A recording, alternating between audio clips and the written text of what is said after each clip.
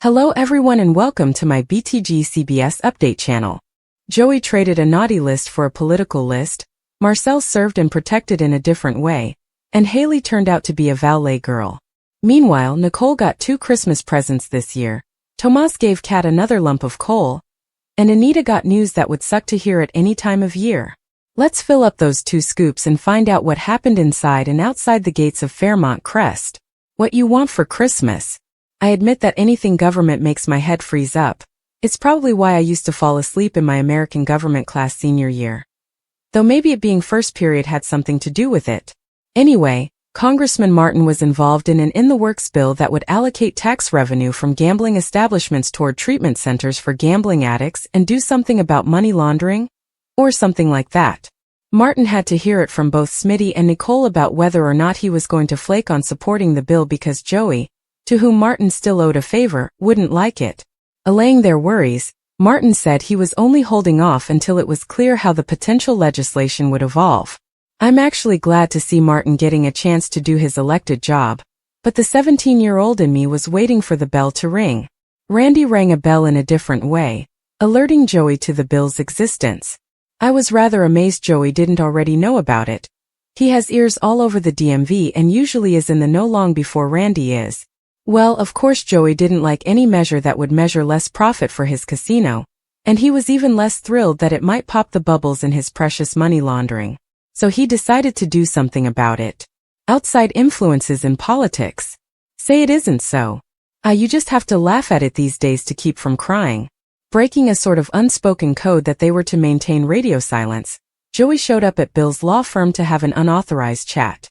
And guess what our Joey wanted our Bill to do? He wanted the fixer to do some real fixing by challenging Martin's congressional seat. Bill run for office? I can't say it's not kind of delicious. And Bill always wears some kind of pin in his lapels like politicos do. Maybe that's been a subtle signal all along. Joey could see that Bill wasn't dismissing the idea out of hand and tapped right into the fact that Bill has an axe to grind with the Duprees, who have mostly given Bill the cold shoulder since he ditched Danny for Haley. Could you hear Bill's wheels turning? I definitely think this is where we're going, though. Why else address Martin campaigning for re-election and Vernon warning that he was going to have to step up his game if Martin wasn't going to get an opponent? And Bill versus Martin wouldn't be the first example of quasi-familial political adversaries. Remember when exes Alexis and Blake were vying for the governorship of Colorado on the original Dynasty? Maybe that's before most of y'all's time. But Haley didn't have time to hear it when Bill told her about Joey's suggestion. She all but blurted out that a political campaign would ruin her plans. For St. Bart's she meant. St. Bart's. Right. Haley couldn't very well off a congressional candidate, could she? Better hurry up, girl. You already blew one shot at passing go and collecting $10 million by letting Bill live. Joey's moment of political finessing was enough to distract him from Vanessa getting all possessive on him. Until Vanessa showed up at the casino at least. He showed her some grace by expressing his confusion over why it was so damned important to her to take their relationship public despite all the very good reasons not to. Vanessa rattled off a bunch of stuff, but she has yet to convince me. All right. I understand about her having felt like she was living her life for Doug and the kids and not much for herself. And okay. Doug's death made Vanessa realize how precious time was, and how she should start coming from a place of authenticity every day. But girl. Joey must be packing more heat than just guns, because Vanessa honey, you're clearly blinded by something. She actually thought Donnell especially would appreciate her openness about her relationship with Joey because of all the secrets Doug had kept about his own life. Really? Donnell has already proven to be a good little investigator. Imagine if he does even a cursory Google search on Joey. And I have a hard time believing Vanessa wants to live her truth considering a lot of that could land her in jail. Does she only has poker chips between her ears? Leslie made the rounds this week, first tapping her watch at Naomi, with whom she wanted to go over legalities for funding the free clinic that she heard about from Eva who heard about it from Samantha. Wait. Wasn't Eva calling the boot-knocking Naomi as we left off week before last? Suddenly Naomi was taking a meeting, and with Leslie instead of Eva. Oh well. Typical Leslie. She didn't really want to put in the work. She just wanted to slap her name on the building. The dollars coming out of her wallet gave her the right to delegate but take all the credit. Just how much money was in Barbara's trust, anyway? Leslie's building a mansion. She bought Eva's apartment building. She's building a wing at the country club. Now a free clinic? And weren't Leslie's payouts supposed to be staggered? Samantha was butthurt twice over. First Leslie chided the not to Norwegiansperoltine for the not hot coffee, then she shooed her away when she heard that the clinic was actually her idea. I love Leslie as a soap villain, and Trisha Mangrant plays the absolute hell out of her. But it's really beyond time that Leslie starts paying some pipers instead of wig manufacturers. Perhaps a certain crooked cop can finally bring that about. Leslie had only snotty words for Marcel when he showed up at Uptown, because Laura had finked to Eva that the Duprees had put him on Leslie watch. Marcel seemed to tame Leslie a bit by admitting that the coin involved in the gig had been too much to turn down. The detective began ordering Leslie drinks to the point she wondered if he was trying to get her drunk. He said no, but the martinis started doing their thing.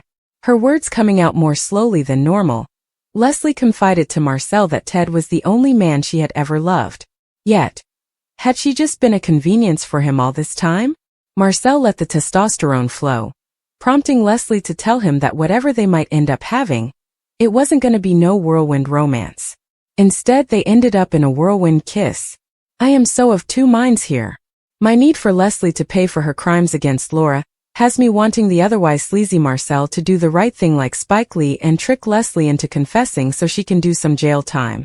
On the other, Leslie and Marcel are both so devious, and have chemistry to boot, that they'd make entertaining partners in crime. I'm mostly in the go-to-jail camp. We're already living in a day and age where criminals are pardoned and too many people are above the law. Even in soapland, justice must prevail. Just as long as we don't lose Trisha Mangrant. She's already shown us that she can do anything. So I could see her redeeming Leslie for Rayall after some money-losing bottom-hitting. Where are y'all at about Ms. Thomas? Santa Claus goes straight to the ghetto. I'm gonna have to see where this goes, but inserting Lynette just when Haley was about to succeed in poisoning Bill seems like an unnecessary layer to me. One thing Lynette's appearance has given us so far is some life deets about Miss Haley. Lynette knows her as Val. And it seems she and Haley are from the Philadelphia area. Lynette mentioned Allegheny West. There's a neighborhood with that name in Pittsburgh too, but it's not a poor black area like the one in Philly is. Given Haley didn't come from money, the latter is the best guess. I like that we got some more info about Haley, such as the fact that she conned an old man into writing her into his will by pretending to be his long granddaughter. Haley/Val's been busy, but Lynette's presence in Haley's storyline, that I don't understand yet. Haley working on Lynette's case per Bill's instruction only distracts her from her murder plot. Plus Lynette can easily find Haley out. And it's not like Lynette can help Haley. She'd only want a cut, and Haley can play this out on her own. There's a reason Gates wrote Lynette into everything, so we'll just have to watch how she ties in. What I really need to know is whether or not Lynette is kin to Haley and or Randy. It doesn't seem so yet, but that door is open. Perhaps Lynette, who has more than once brought up how she was left high and dry, has a score to settle, which will either have her and Haley fighting right under Bill's nose or exposing Val's identity to him. Geez, Nicole. Everyone should have such problems. I know being blissfully happy with a man for 30 years only to find out he not only cheated on you, but had a love child with his mistress was sucky all the way around. And Nicole couldn't keep spraying misery around forever like her beloved Febreze. But she ain't got nothing on Stella. Nicole has been getting her groove back, and how? I don't know when she decided to skip just being friends with Carlton and accept a date from him. But then with all that Carlton muscly smoothness, I'd have had a hard time saying no too. To be fair, Carlton only suggested the date. Nicole jumped on it and advocated having it pretty much right then and there. Carlton didn't have much time, but he understood the assignment. He must have tipped DoorDash Mega. Before you could say Ted who, Carlton had set a place on the floor with all kinds of festive foodstuffs, and Nicole had set the stage with a liberal spritzing of her pine and berries scent. Oh, and Nicole had a time. Would have been difficult not to, with Carlton laying on the romance and creating some serious moods. No wonder Nicole ended up doing the move-busting by not waiting for Carlton to initiate a kiss. Are they fire or what? I know some of you don't like Carlton with Nicole for some reason. But Carlton being Nicole's ex's business partner aside, these two have mad chemistry to me. Which again makes me wonder why Kyle is in this mix. Not that we saw him at all this week, it was like the show forgot about him. Just like when Carlton suddenly couldn't go to Winterfest and it seemed like he was forgotten about while Kyle was squiring Nicole around the country club. Nicole told the shocked Danny that she was keeping options open, and more power to her. But, in my eyes, Nicole and Carlton have the home team advantage. Not only have they known each other off-screen for decades, but we've now known them since before the Richardsons' marriage blew up. Kyle. So far he only has 2 episodes under his belt. He's a stranger to Nicole and a stranger to us.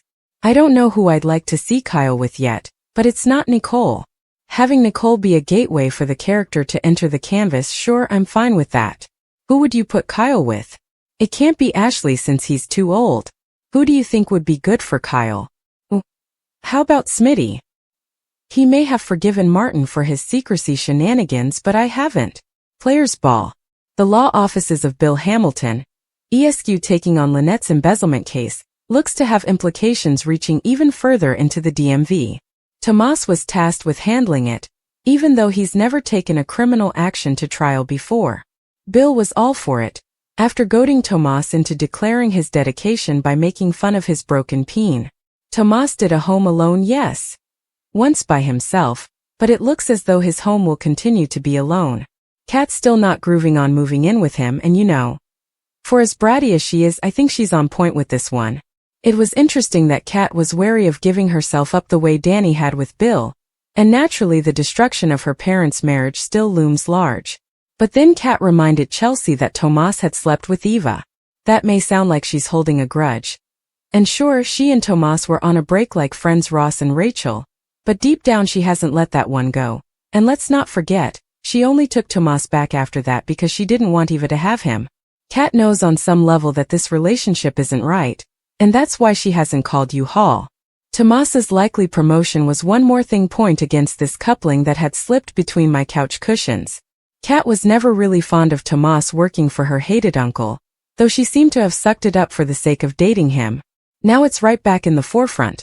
When Tomas delivered his career-changing news, Cat was basically, "Yeah, but do you have to work for Bill?" It was actually an astute touch to have Cat suggest that Tomas open his own practice, like Naomi had. But for Señor Navarro, that was a big no bueno. He had something to prove to the kids back in Puerto Rico who teased him and his family for being poor. Great bit of character development, but that Tomas put his ambition over Cat kinda tells you everything you need to know. Get out now, Cat, while you can. As for the big boss man, Bill ran into Danny at the country club. When he deemed her luminous, Danny had to remind him how happy she was with Andre. She figured the subject of Christmas presents was safe enough, and coaxed Bill into telling her what he'd gotten for their daughters. Naomi was to be gifted an attaché case that had belonged to Charlotte E. Ray, the first black woman to become a lawyer in the U.S. considering she died in 1911. That's quite the antique.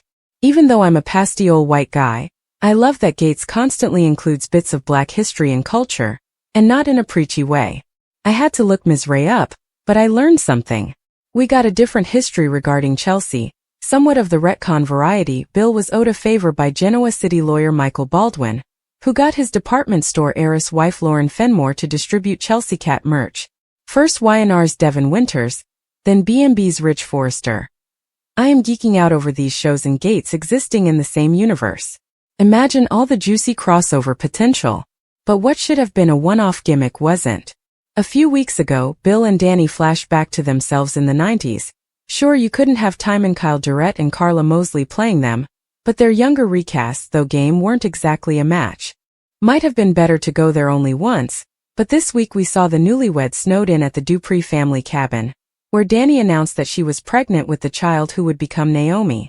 While I like the blank-filling components of these flashbacks, again it's hard to take them seriously. Maybe if Durrett and Mosley had done overdubs for their counterparts so the characters would at least sound right? Anyway, all the yakking about kids had Bill feeling nostalgic, to use his own word. And when Haley showed up, she got a shock bigger than if the country club was out of her favorite vintage of Cristal. Bill wanted Haley to chuck the hormone-regulating birth control she was on so they could once again try for a baby. This time Haley wasn't about it. She couldn't very well pop out a shorty after killing her baby daddy. Yup, Haley, you had one window of opportunity to kill Bill, and you've missed it. Bill's not gonna stop wanting a kid and Lynette doesn't look to be going anywhere. I do have to say the intricateness of these characters and their stories impresses me. It's so refreshing after 15 years of covering B&B here. Their stuff has become so lightweight and repetitive that it's all highly predictable. Rather than shunt every single mention of Christmas into one holiday episode, Gates has been doling it out gradually. Like when you get a Christmas card only to build up to the stocking stuffer before getting your hands on the big prezzies. Danny designing a card with Anita impersonator Jackie Tyree officiating her wedding to Andre on it was a hoot. And so on brand for that couple. That Andre wanted to instead choose a photo that more reflected the love they'd found since the wedding was just as much sweet. Then we had Chelsea rifling through Danny's house on a mission to find her presents. Apparently this is something all the Dupree women do. So each has gotten as good at hiding gifts as they have searching for them. Ted invited Eva to Martin and Smitty's holiday get-together, only for Eva to beg off because Kat would probably be there. Samantha made sure June joined them at least. And who knew that Eva and Marcel would make a good team separately? They worked on Isaiah and Elon respectively, to get them to coexist at the Hawthorns' Christmas wingding. We had some gifts going around too. It was a little weird that Ted gave Shanice, who is afraid of birds, a feeder outfitted with a camera, but you could also see that he was trying to help her over the phobia. Dude, Ted lights up when he's with Shanice. He's only ever miserable around Nicole and Leslie. Then Shanice got her second gift. Time off thanks to Ashley. I don't know why Jan took off on a Love Boat-themed cruise when Ashley is having her first Christmas in 3 years without Derek, but c'est la vie. Ashley wanted to keep herself busy in her solitude, so Shanice got the freedom and a container labeled for human organs to keep people from stealing Shanice's lunch. Classic. Shanice told Ashley to not think of Derek, but who she'd like to see under the tree going forward. Girl, do not be encouraging Ashley to rebound. She'll do it. Ashley may not know it, but she's gotten her biggest gift, getting unenmeshed from both Derek and Andre. Now she can get back to getting to know herself, like she started to do before Derek had his accident. Our biggest gift will be not seeing Derek and Ashley together anymore. Please, Gates. Let these two go in new directions. No happy holidays. You didn't think I'd forget to talk about Miss Nita, did you? Wow, did she get a whopper of a storyline for the holidays? And not anything cheery. In fact, quite the opposite. It's rather renegade that the show is going here right at Christmas. I should have known that Anita's seemingly inconspicuous doctor visits the last several weeks were anything but. Again, I love that Gates still so easily surprises me. Before we get to that, Andre visited Vernon to show him his progress on restoring the photo from the 1973 newspaper that captured Anita and Vernon's first meeting. Vernon had to lie that he was getting together with his son-in-law to talk about juicing up Martin's weak sauce social media presence ahead of his campaign. When Anita saw Andre looking longingly at the snap of the full Dupree brood, she acknowledged the loss of his family and further enveloped him in hers. Dang, I love that woman. Anita was out with Nicole when she got a call telling her that there had been an opening. She could have her biopsy done in an hour. Nicole knew something had upset her mom, but Anita did that stiff upper lip thing we've seen her doing since the beginning. Then our soap did something it had slipped my mind soaps were big on at one time. It tackled an issue head-on. Sure, every soap has characters fall victim to common and mystery diseases, milking the drama for everything it's worth. But watching Anita actually experience her biopsy reminded me of how soaps used to do it. Like Y&R's Catherine having plastic surgery on air in 1984, or Mac's long-term arc in the 90s dealing with Alzheimer's on As the World Turns. I also can't help thinking of the early days of All My Children, when creator Agnes Nixon put issues in front of soap audiences for the first time.